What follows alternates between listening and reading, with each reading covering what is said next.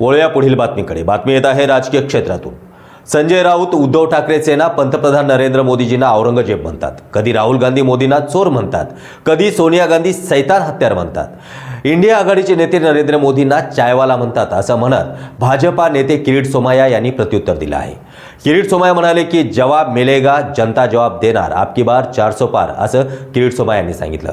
दरम्यान संजय राऊत यांनी पंतप्रधान नरेंद्र मोदी यांचा उल्लेख औरंगजेब म्हणून केला होता। संजय राऊत उद्धव ठाकरे सेना प्रधानमंत्री नरेंद्र मोदीजींना औरंगजेब म्हणतात, कधी राहुल गांधी मोदीजींना चोर म्हणतात, कधी सोनिया गांधीजी त्यांना शैतान हत्यारे, इंडिया अलायन्सचे नेते नरेंद्र मोदीजींना चायवाला म्हणतात।